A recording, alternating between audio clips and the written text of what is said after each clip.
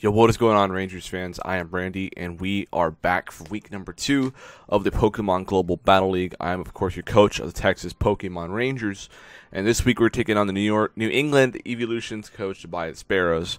And make sure you go give them a look. He's a pretty good battler, pretty scary team, as you can tell. But we're going ahead and jump into it. Once again, we're going to be doing these kind of whack team builder / post-con battles for the time being until I finish GBA D League, because that's my main focus at the moment. Whereas now I'm just going to focus on just keeping my game up in this league, and having fun with some mons I haven't used before.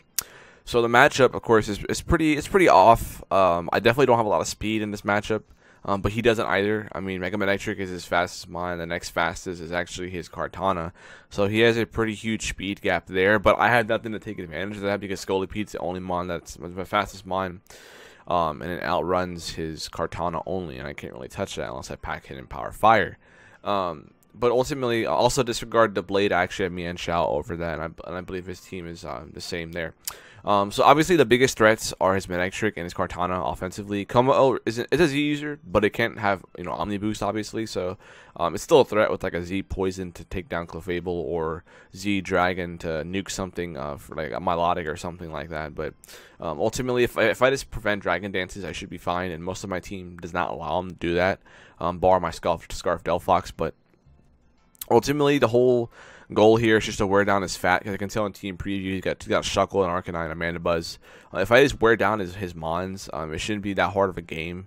Given my team build actually came from Wolf Master Arf. He's a new member to the front office, so shout out to him for a very cool build. My team consists of a Scarf Delphox with Trick. We have a SD very bulky Mega Garchomp. We have a Rock Setting Toxic Piloswine, an AV offensive Milotic, not maxed out offense. He has a lot of bulk. So it's actually pretty solid, and Hidden Power Fire on there as well. We have a Thundurus, Expert Belt Defogger, and then we have an Unaware Clefable. So a pretty solid team with some very great calc documents. So I really want to thank Wolf for that nice prep there. Meanwhile, at team preview, let's go ahead and get rid of our roster comparisons here. But at team preview, as you can tell, he definitely does have a web sort of team. And as you can tell by the team preview, you know what he's going to lead anyway, because Shuckle's at the front. So, I mean, that was assumed anyway. I figured Thundurus is fine, because I could just defog after he tries to do whatever he wants to me.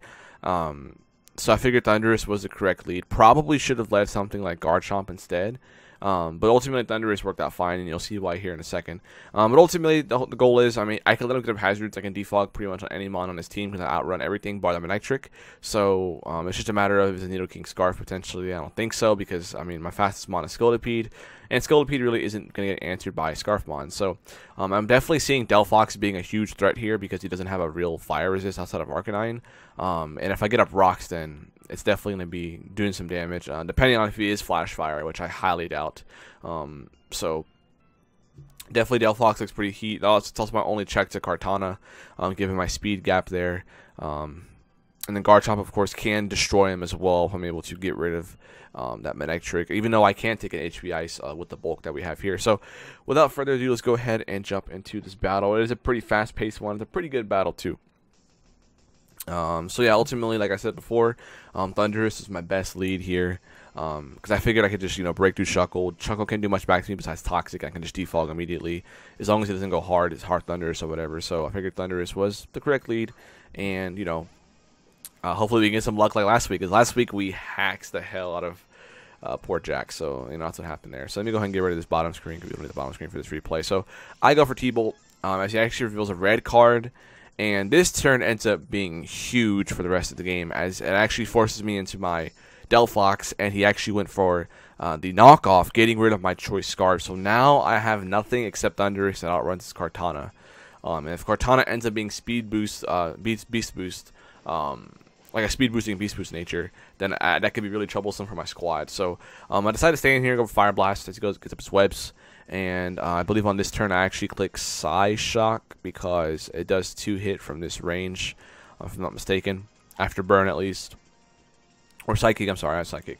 And I knew that Mandibuzz probably wasn't coming anyway, so I go for Psychic as he gets up his rocks. And I don't think it's a big deal here because, like I said before, Thundurus outruns his entire roster by Manectric, so I can easily defog on that thing. Or anything else, I should say, and making his webs and rocks worthless. Pretty much wasting a slot here. So that's what's going on there. I go for Psychic, knock out the Shuckle, and the Rangers jump out to an early 6-5 lead here. But my Scarf is knocked out, which is pretty unfortunate. If it was any other mon, it would have been perfect, but it happened to be my only choice Scarfer. And like I said, it will matter later on in a second, but hopefully it's not too impactful, even though it might probably will be. So Clefable comes in. Clefable's my best switch into this, because I don't want him to go for Thunderbolt. I don't want him to do any sort of weird stuff. So I went to Clef. Clef's my designated answer, and I can pretty much just fire off a Moonblast or to Wish Passion to something else. But yeah, so here he does get his Mega Evolution off, which is perfect because now I don't have to worry about spamming T-Bolt later on because that thing won't have Lightning Rod. And despite him having Nidoking, I do have Hidden Power Ice X for Belt on my Thundurus, so not too big of a deal if it does want to come in. So Nidoking actually is a switch in of choice. Of course, I get my lefties back, and my designated answer to this thing is my Assault Vest Milotic. And with the Sticky Webs up, my competitive boost will indeed go off. So I do go hard into my Bliss, the Milotic, take the webs, but I don't care about that because Milotic's going to get that competitive boost with a +2 special attack. With Modest Nature, that he has no switch into a +2 Scald on his team, as he actually does go for the Ice Beam, probably expecting my Garchomp to come in on the Poison move. So that's a pretty good play on my part there. So he switches out, pretty much telling me he might be Choice Scarf potentially, because if he wasn't Scarf, then he didn't have a reason to make a read like that. So I'll go for Scald here on his Mandibuzz, and Mandibuzz actually is 2-hit by this Scald, which is fantastic. So I go for Scald one more time because there's no reason to go for Ice Beam here. Scald hits everything just as hard.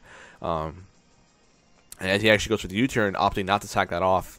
As he does go into his Manectric, going for a sack, I suppose. I think he told me after the game that he kind of goofed and forgot that Intimidate was there, and he can give me another free boost because I think he could have taken a +2 Scald, but there's no way it's taking a +4 Scald. So my Milotic, with that Assault Vest, nice and fat Assault Vest, checks the Nidoking, sends it out, and knocks out the Manectric. So the Rangers are off to a very, very quick 6-4 start, which is pretty perfect on my end here. So now Kartana comes in, and I have no answer to this, so I went ahead and just sacked off my Milotic, as I want to see what kind of Beast Boost he gets, because if you get Speed Boost, it's not a big deal here, but if it's an Attack Boost, it could potentially be a big deal. So as he goes, we figure out he actually is an Attack Boost, so I know my Thundurus is probably going to be faster, and I do take a +1 Leaf Blade if he is Scarf. So here is probably the biggest play of the game, as I ultimately decide to click Defog and not click Thunderbolt, because Thunderbolt would have put him in range of an Ice Shard after a rough skin damage. So he goes for knockoff, gets the +2 attack with his knockoff, and Thundurus goes down. So at this point, Kartana's at +2 attack, and I have nothing that outruns this thing. So I bring in Garchomp, and I did a quick calc, and after rocks, I do have he only has a 6% chance to kill me if he's Jolly Nature with the Leaf Blade, to give him my lot of almost near max HP bulk that I have. So I figured my play was just to go for Earthquake and attempt to put him in range of an Ice Shard or crit him or something like that. But he goes for Leaf Blade, and he indeed reveals himself to be Adamant Nature. And therefore, this Kartana will indeed blow through the rest of my squad. Or it should at least. You'll see what happens here in a sec. So I go into Clefable. I went for Protect to try to see if I could potentially live a Leaf Blade, because I am unaware, so I'm unaware of its boosts. But he does reveal to have the Smart Strike. And I pretty much will seal the deal, because Clefable can't even take that like at 80%, an Adamant like neutral Smart Strike. So I just sack off my Clefable, and he just plowed through my team. That Thunderbolt play was the only play to me, because I really didn't care about webs at that point in the game, especially with Thundurus being my main form of speed.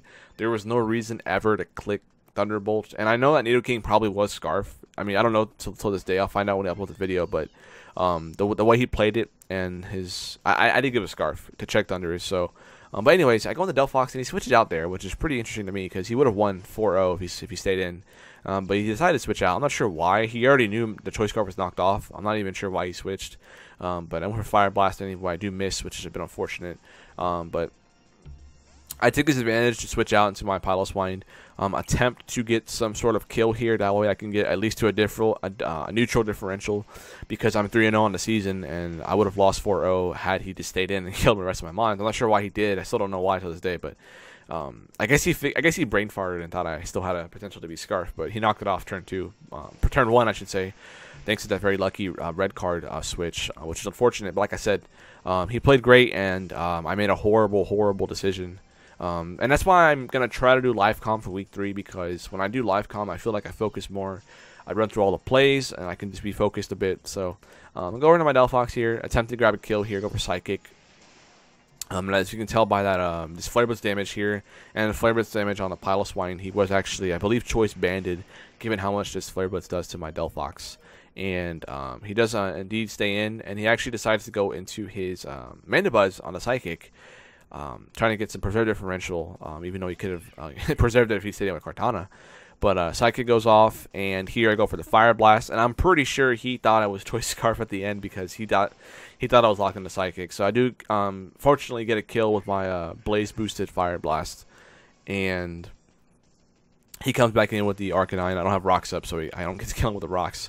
But he comes back in and is able to pick me off with the Bandit Extreme Speed, and that is going to be the very, very quick 20-turn game. Could have been quicker if he finished me with Kartana. But with that being said, the Rangers have taken a pretty bad beating in week 2 and fallen to 1-1 on the season. So very good game to Sparrows. He played a great game. Great prep on his end. I ultimately just threw the game away by not clicking T-Bolt, because at the very least I would have put him in range of maybe Rough Skin and Ice Shard. So what I mean by that is I ultimately go into Piloswine on the next turn, and then I go hard Garchomp, take the Leaf Blade at +1, and or if you also go for Smart Strike, take whatever hit he goes for. I mean, Leaf Blade's only play. Put him in range of Ice Shard after that. Now, he could have potentially won the game still. I'm not saying I would have won, but I threw away the game at that point, because Thundurus still could have very easily picked this game up. And even if he had Scarf Nidoking does not beat Delphox, Milotic, and Clefable when they're all in the same. Well, I mean, not Milotic dead, but it wouldn't have been able to beat Piloswine, Delphox, and Clefable and Thundurus, because it would have to choose to pick a. I would have more sacks than he does. That's what I'm trying to say. So I'm not saying I would have won the game, but I definitely would have put myself in a position to actually win the game with that horrible play I made. But ultimately, it was my own fault. I'm kind of not feeling in a bit of a. I'm in a bit of a slump, I suppose, with my playing, and it's just inconsistency. You know, I play post comms and live comms, and I do well on both, but sometimes I do bad on both. So I think I'm getting a little lazy with the builds, even though this wasn't my build. You know, it's just kind of focused on GBA right now. But ultimately, I want to be able to up my game up, step my game up a little bit. So I'll definitely be looking to do that next week. And next week we actually are facing off against the Munch Laxter United, coached by King Bub. So I look forward to that game for sure. So make sure you guys stay tuned for that. But the Rangers aren't in a bad spot. We're only at 1-1 with a neutral differential, a zero differential. So we still have plenty of time to come back. We have we have 9 weeks left in the season, and that gives us plenty of time to get a top seed locked up for the playoffs. So I'm not too worried. It's hard. It's like to take a loss like this, because his team was pretty straightforward, it looks like. But like I said, man, he played a great game, and I just ultimately made one by play, and that pretty much cost me. So without all that being said, guys, hope you guys enjoyed, and I will catch you all next week for the GBA D League as well as PGBL. See you all then. Go Rangers.